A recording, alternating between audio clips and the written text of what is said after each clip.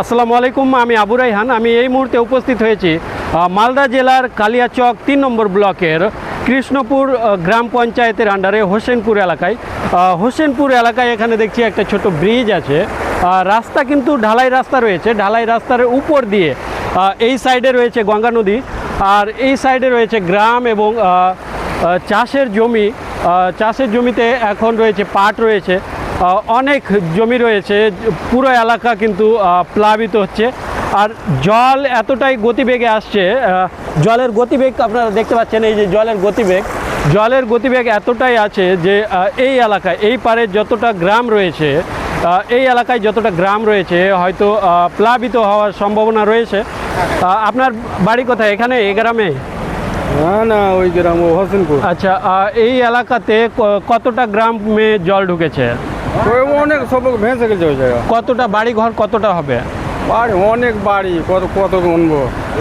প্রায় ২-৩ হাজার বাড়ি কিন্তু বাড়ি রয়েছে এই পারে। অনেকটা বাড়িতেই কিন্তু জল বাড়ির আঙিনা পর্যন্ত কিন্তু জল ছুঁই হয়ে আসে। আর এরকম যদি জল আসে কিন্তু বন্যার সম্ভাবনা রয়েছে। এখনও পুরো এলাকা কিন্তু আমরা এই মুহূর্তে যে এলাকায় রয়েছি, এই এলাকায় কিন্তু এখন পর্যন্ত কিন্তু প্লাবিত হয়নি, তবে সম্ভাবনা রয়েছে যে এই এলাকাও প্লাবিত হয়ে যাবে। আপনার বাড়ি কোথায়? আমার চক বাহাদুরপুর।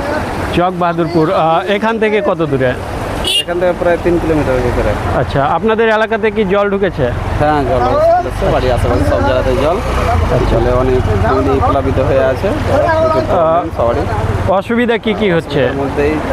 জলের মধ্যে বুঝতে পারছেন, অসুবিধা প্রচুর পরিমাণে যাওয়া আসা, আরও দোকান পাশার বাজার ঘাট সব কিছুতেই অসুবিধা। আচ্ছা, নৌকা ইউজ করতে হয়, মানে পুরো বন্ধ। এর মধ্যে প্রশাসনের তরফ থেকে কি কেউ এসছেন বা দেখেছেন? না, কেউ আসে না। এগুলো তো প্রশাসন আসে না, জানে এরা গ্রাম্য এলাকা, দিয়ারি এলাকা, ভাবছে ওরা সব কি করবে না করবে, ওরা নিজের ব্যাপারে এর মধ্যে ভেবে নেয়। প্রশাসনের যেটা ধারণা। আচ্ছা, এই যে প্রতিদিন যাতায়াত করেন বাইক নিয়ে, মাল নিয়ে, কেমন লাগছে বা কতটা অসুবিধা হচ্ছে? আমাদের অসুবিধা প্রচুর হচ্ছে।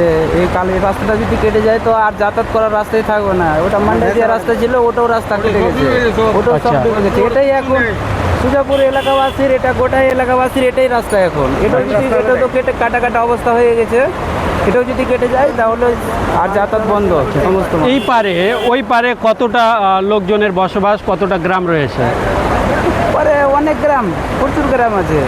আচ্ছা, ওই পারে রয়েছে দেওনাপুর, চর সুজাপুর, পুলিদিয়ার, অনেকগুলো গ্রাম রয়েছে ওই পারে। আর ওই গ্রামগুলো যাওয়ার একমাত্র রাস্তা হচ্ছে এটা।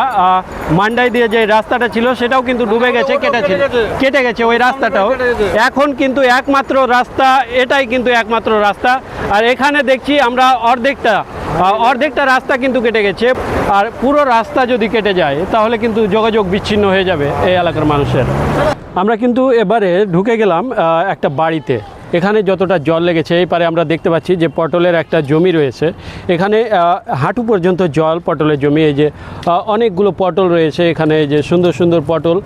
পুরোটাই হয়তো জলে নষ্ট হয়ে যেতে পারে যদি জল না কমে। আর যদি জল বেড়ে যায় তাহলে নষ্ট হয়ে যাবে। কিন্তু এবার আমরা একটা বাড়িতে ঢুকে দেখব এই বাড়ির লোকজন, এখানকার যে বাসিন্দা যারা রয়েছেন তারা কি অবস্থায় রয়েছেন। এবার কিন্তু আমরা সেই বাড়িতে ঢুকে গেলাম যেখানে জল রয়েছে, এই যে হাঁটু পর্যন্ত জল রয়েছে। এখানে যারা থাকেন কতটা কষ্টে থাকছেন এই বাড়ি ঘরে। আপনার বাড়ি তো এটা? কতজন থাকছেন এখানে? 5 জনে। কতদিন থেকে জল এরকম বেড়েছে? জল তো 4-5 দিন হয়ে গেল। 4-5 দিন থেকে হয়ে গেল। আচ্ছা, কিভাবে থাকছেন, কেমন লাগছে? কেমন লাগবে এখন? এখন যে এই রাস্তায় যাব, রাস্তায় থাকতে হবে এখন, জল বেড়ে গেছে ওটার জন্য। সবসময় কি ভয় লাগছে যে জল বেড়ে যাবে? জল দেখো তো কি অবস্থা, একদম জল আসছে, যে হারে জল আসছে ভয় লাগছে। যে আতঙ্কে আছেন এই এলাকার মানুষ। বাড়িঘরে এতটুকু আঙিনায় যদি জল হয়, বাড়ির কিন্তু ঘরে দরজা গোড়া পর্যন্ত জল।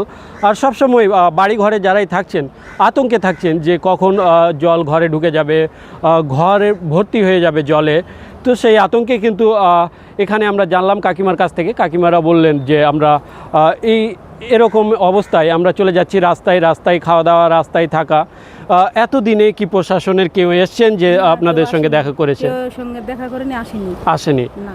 এখানকার স্থানীয়দের কাছ থেকে আমরা জানলাম, ওরা বললেন যে এখানে কিন্তু আমরা আতঙ্কেই আছি। রাত্রে ঠিকঠাকভাবে ঘুম আমাদের হয় না, যে ঘুমিয়ে গেলেই কি জল হঠাৎ চলে আসবে, কি জল বেড়ে যাবে কি, এরকম কিন্তু আতঙ্কের মধ্যে এই এলাকার মানুষজন রয়েছেন। এই এলাকার মানুষ যে কতটা ক্ষতিগ্রস্ত হচ্ছে এই জলে, গঙ্গার জলে, প্লাবিত জলে, তো আপনারা দেখতেই পেলেন। তো আজকের মতো এই পর্যন্তই। ভালো থাকবেন, সুস্থ থাকবেন, খোদা হাফেজ।